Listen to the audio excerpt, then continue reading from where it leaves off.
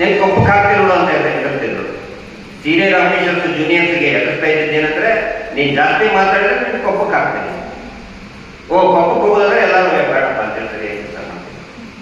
ಆದರೆ ಇಂಥ ಪ್ರದೇಶದಲ್ಲಿ ಪಿಂಕು ಸುಷ್ಮಾ ಅವರು ಒಂದು ಇನಿಷಿಯೇಟಿವ್ ತಗೊಂಡಿದ್ದಾರೆ.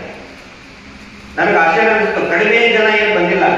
ಈ ಸಿಚುವೇಶನ್ ನೋಡಿದ್ರೆ ಕಡಿಮೆ ಜನ ಏನಲ್ಲ, ಒಳ್ಳೆ ಸಂಖ್ಯೆನೇ ಬಂದಿದೆ. ಪ್ರತಿಯೊಂದು ಕೂಡ ಒಂದು ಸಣ್ಣ ಹೆಜ್ಜೆಯಿಂದಲೇ ಪ್ರಾರಂಭ ಆಗುತ್ತೆ. ಈ ಏನೋ ನಿನ್ನೆ ಅದೇ ನಮ್ಮ ಅಕ್ಕನಿಗೆ ಅವರು ಹೇಳಿದ್ರು, ಬಟ್ ಅವಳು ನನಗೇನು ವಾಪಸ್ ಕೇಳಬೇಕು ಅಂತ ಅನಿಸ್ತಿಲ್ಲ. ನನಗೆ ನನ್ನ ಬಾಲ್ಯದ ನೆನಪು ಎಲ್ಲ ಬಂತು. ಬಟ್ ಒಂದು ಕೆಲವೊಂದು ಸಾರಿ ನಮ್ಗೆ ಬೇಜಾರಾಗ್ತದೆ. ಬ್ಯೂಟಿ ಪಾರ್ಲರ್ ಬಗ್ಗೆ ನಾನು ಹೇಳ್ತಾ ಇದ್ದೀನಿ. ನಾನು ವೃತ್ತಿಯಲ್ಲಿ PSI ಪ್ರಾರಂಭ ಆದಾಗಿಂದಲೂ ನೋಡ್ತಾ ಇದ್ದೀನಿ. ಅನೇಕ ಜನ ಕೆಲವೊಂದಿಷ್ಟು NGOಗಳು, ಮೇಡಮ್ ಇದು ಸ್ವಲ್ಪ ನೋಟ್ ಮಾಡ್ಕೋಬೇಕು, ಪತ್ರಿಕೆಯವ್ರ ಗಮನಕ್ಕೂ ಕೂಡ ತರಬೇಕು. ಬ್ಯೂಟಿ ಪಾರ್ಲರ್ಗಳು ಬೇರೆ ಬೇರೆ ಜಿಲ್ಲೆಯಲ್ಲಿ ಬೇರೆ ಬೇರೆ ಹಂತದಲ್ಲಿ ನಡೆಸ್ತಾ ಇರ್ತಾರೆ. ಸಲೂನ್ಗಳನ್ನ, ಬ್ಯೂಟಿ ಸಲೂನ್ ಅಂತ, ಸ್ಪಾಗಳನ್ನ. ಇತ್ತೀಚೆಗೆ ಅದೊಂದು ಬಹಳ ಕೆಟ್ಟ ಚಾಳಿ ಬೆಳೆದಿದೆ.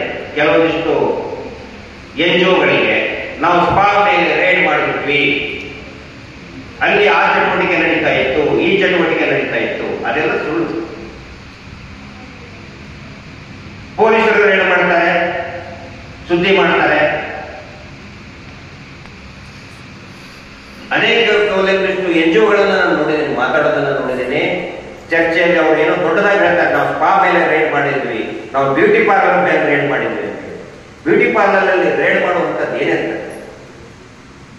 ಅವರು ಬರೀ ತಮ್ಮ ಈ ವಸೂಲಿ, ಅವರ ವ್ಯಾಪಾರವನ್ನು ಜಾಸ್ತಿ ಮಾಡೋದಕ್ಕೋಸ್ಕರ ನಾವು ಹೆಣ್ಮಕ್ಕಳನ್ನ ರಕ್ಷಣೆ ಮಾಡಿಬಿಟ್ವಿ ಅಂತ ಏನೂ ಇರುವುದಿಲ್ಲ. ಇವತ್ತು ಬ್ಯೂಟಿ ಪಾರ್ಲರ್ ಉದ್ಯಮ ಎಷ್ಟು ಜನ ಹೆಣ್ಮಕ್ಕಳಿಗೆ ಕೆಲಸವನ್ನು ಕೊಟ್ಟಿದೆ ಅಂತ ಹೇಳಿದ್ರೆ, ನಾರ್ತ್ ಈಸ್ಟ್ ಇಂದ ಬಂದಿದ್ದಾರೆ ಕರ್ನಾಟಕದಲ್ಲಿ. ಮತ್ತೆ ಇಲ್ಲೇ ಸ್ಥಳೀಯ ಅನೇಕ ಹೆಣ್ಮಕ್ಕಳು ಕೆಲಸವನ್ನು ಕಟ್ಕೊಂಡಿದ್ದಾರೆ. ಆದರೆ ಕೆಲವೊಂದಿಷ್ಟು ಸಂಘಗಳಿಗೆ ಅದೊಂದು ಚಾಳಿ ಬಿದ್ದಿದೆ. ನಾನು ನೇರವಾಗಿ ಪೊಲೀಸ್ ಇಲಾಖೆಗೂ ಕೂಡ ಹೇಳೋದಕ್ಕೆ ಇಷ್ಟಪಡ್ತಾ ಇದ್ದೇನೆ. ಬ್ಯೂಟಿ ಪಾರ್ಲರ್ಗೆ ಪೊಲೀಸ್ ಇಲಾಖೆಯವರು ಹೋಗುವಂತ ಅವಶ್ಯಕತೆ ಇಲ್ಲ. ಯಾಕೆ ಹೋಗ್ಬೇಕು? ಯಾವುದೋ NGOದವರು ಗಂಡ್ಮಕ್ಳು ಯಾಕೆ ಹೋಗ್ಬೇಕು? ನಮ್ಗೇನಾದ್ರೂ ಸಂಶಯ ಇತ್ತು ಅಂತ ಹೇಳಿದ್ರೆ, ತೊಂದರೆ ಕಂಡು ಬಂದ್ರೆ ಮಹಿಳಾ ಸಾಂತ್ವನ ಕೇಂದ್ರದವ್ರು ಹೋಗ್ಲಿ, ಮಹಿಳಾ ಕೌನ್ಸಿಲಿಂಗ್ ಅವ್ರು ಹೋಗ್ಲಿ. ಕೆಲವೊಂದಷ್ಟು ಜನ ತಮ್ಮದೇ ಪ್ರಚಾರ ಮಾಡೋದ್ರ ಸಲುವಾಗಿ ಈ ರೀತಿಯಾದಂತಹ ಒಂದಿಷ್ಟು ಸುಳ್ಳು ಸುದ್ದಿಯನ್ನ ಹಬ್ಬಿಸ್ತಾ ಇದ್ದಾರೆ. ನಾವು ರೇಡ್ ಮಾಡಿದ್ವಿ, ದಯವಿಟ್ಟು ಆ ಕಾನ್ಸೆಪ್ಟ್ ಅನ್ನು ತೆಗಿಬೇಕು. ಮೊನ್ನೆನೂ ಯಾರೋ ಒಬ್ಬರು ಮಾತಾಡಿದ್ರು, ನಾವು ಮಡಿಕೇರಿ ಸ್ಪಾ ರೇಡ್ ಮಾಡಿದ್ವಿ. ಯಾಕೆ ಮಾಡ್ಬೇಕು?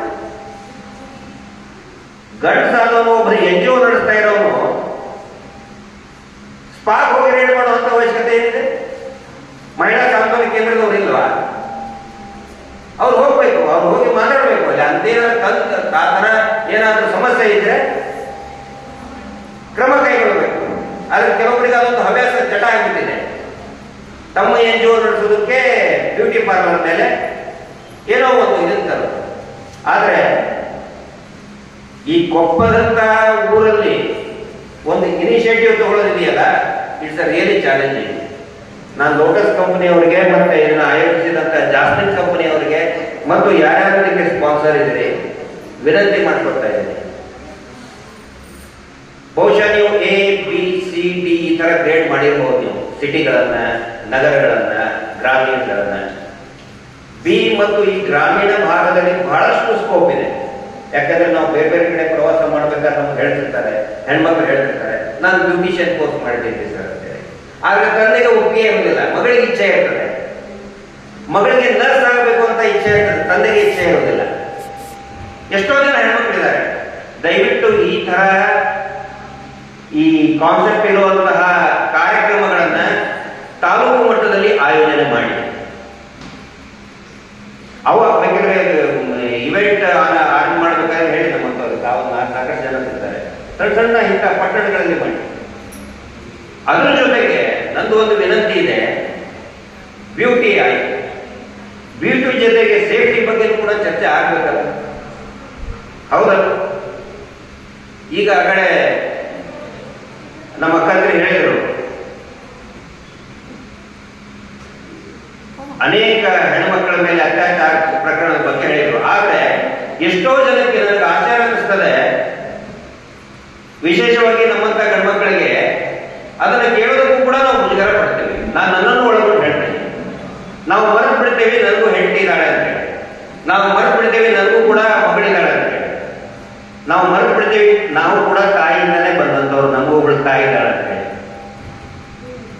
ಇವತ್ತೇನಾಗಿದೆ, ಹೆಣ್ಮಕ್ಳ ಸೇಫ್ಟಿ ಬಗ್ಗೆ ಮಾತಾಡಿದ್ರೆ ನಮ್ಗಾಗ್ತಾ ಇದೆ.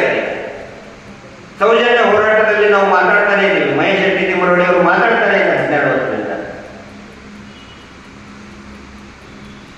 ಅತ್ಯಾಚಾರಕ್ಕೆ ಒಳಗಾದಂತಹ ಸಂತ್ರಸ್ತೆ ಹೆಸರನ್ನು ತಗೋಬಾರ್ದು, ಎಸ್ ಅಗ್ರೀಡ್, ಕಾನೂನಿದೆ. ಆದರೆ ಯಾರು ಮಾಡಿದ್ದಾರೆ ಅನ್ನೋದ್ರ ಬಗ್ಗೆ ಮಾತಾಡಿದ್ರೆ ದೇಶ ವಿರೋಧಿ ಪಟ್ಟ ಕಟ್ತಾರೆ, ಧರ್ಮ ವಿರೋಧಿ ಪಟ್ಟ ಕಟ್ತಾರೆ. ಹಿಂಗಾಗಿ ಅದು ಹೇಗೆ ಸೋಷಿಯಲ್ ಮೀಡಿಯಾದಲ್ಲಿ ಬಯಸ್ತಾರೆ. ಕೋರ್ಟ್ ಕೂಡ ಹೇಳುತ್ತೆ ನೀವು ಮಾತಾಡಬಾರ್ದು ಅಂತ ಹೇಳಿ. ಎಂತಹ ಕೆಟ್ಟ ಪರಿಸ್ಥಿತಿಯಲ್ಲಿ ನಾವು ಇದೀವಿ ಅನ್ನೋದನ್ನು ಹೇಳ್ತಾರೆ. ಟಿವಿಯಲ್ಲಿ ನೋಡ್ತಿರ್ತೀರಲ್ಲ ನೀವು, 6 ವರ್ಷದ ಹೆಣ್ಮಗು ಮಗು ಮೇಲೆ ಆಯ್ತು, 70 ವರ್ಷದ ವೃದ್ಧೆಯ ಮೇಲೆ ಆಯ್ತು, ಸಾಯಂಕಾಲ 9-8 ಗಂಟೆಗೆ ಬಸ್ಸಿಗಾಗಿ ಕಾಯ್ತಾ ಇರುವಂತ ಹೆಣ್ಮಗಳನ್ನ ಎತ್ಕೊಂಡು ಹೋಗ್ಬಿಟ್ರು, ಅತ್ಯಾಚಾರ ಮಾಡಿದ್ರು, ಗ್ಯಾಂಗ್. ಪ್ರತಿದಿನ ಇದೇ ಸುದ್ದಿನ ಕೇಳ್ತಾ ಇರ್ತೀವಿ. ನ್ಯಾಷನಲ್ ಕ್ರೈಮ್ ರೆಕಾರ್ಡ್ ಬ್ಯೂರೋ ವರದಿ ಹೇಳುತ್ತದೆ, ಪ್ರತಿ 27 ನಿಮಿಷಕ್ಕೆ ಒಬ್ಬ ಮಹಿಳೆಯ ಮೇಲೆ ಲೈಂಗಿಕ ಶೋಷಣೆ, ಸೆಕ್ಸುವಲ್ ಹರಾಸ್ಮೆಂಟ್ ಆಗ್ತಾ ಇದೆ. National crime record bureau. ನಾವು ಬರೀತೀವಿ ಏನಂತ ಹೇಳಿದ್ರೆ, ಮುಂದೊಂದು ದಿನ ಆ 28 ನಿಮಿಷದ ಕ್ಯೂನಲ್ಲಿ ನನ್ನ ಮಗಳು ಕೂಡ ಬರ್ತಾಳೆ.